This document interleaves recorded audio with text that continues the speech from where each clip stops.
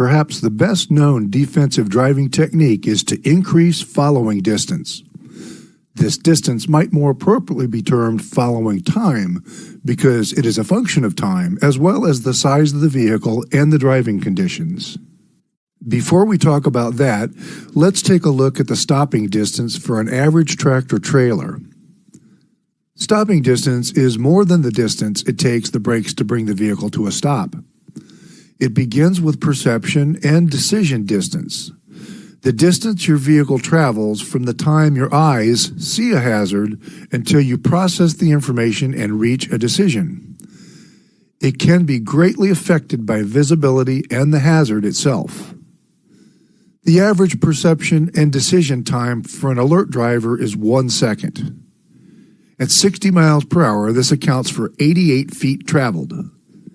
Next comes reaction distance, the distance you will continue to travel before you physically hit the brakes in response to a hazard seen ahead.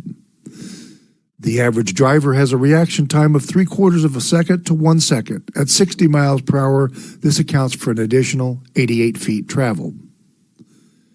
Once the brakes apply, pressure has to build up in the system and at each wheel. This lag time is about another half a second. During this time, at 60 miles per hour, the truck travels 44 feet. Finally, there's the braking distance, the distance your vehicle will travel in ideal conditions while you are braking. At 60 miles per hour, on dry pavement, with good brakes, it can take about 350 feet for a tractor trailer to come to a stop. Adding all of these distances together gives us the total stopping distance. In this case, with our truck moving at 60 miles per hour, the total stopping distance is 570 feet. Speed has a definite impact on stopping distance. The faster you drive, the greater the impact or striking power of your vehicle. When you double your speed, say from 30 to 60 miles per hour, the impact is 4 times greater and the braking distance is also 4 times longer. By slowing down, you reduce braking distance. Weight also plays a role in stopping distance. The heavier the vehicle, the more work the brakes must do and the more heat they must absorb. The brakes, tires, springs, and shock absorbers on heavy vehicles are designed to work best when the vehicle is fully loaded. Empty trucks require greater stopping distance because an empty vehicle has less traction. Anti-lock brake systems can help to counteract this effect by preventing wheel lock.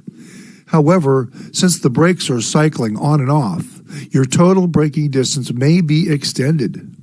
The same holds true under slippery conditions, such as rain or snow.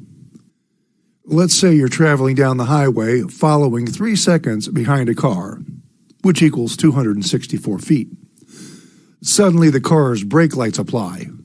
They're already slowing down. There's a delay while you process that information and take action and get the brakes fully applied. At this point, you're closing in on the car and you'll need another 350 feet to stop. Needless to say, the car will stop before you can.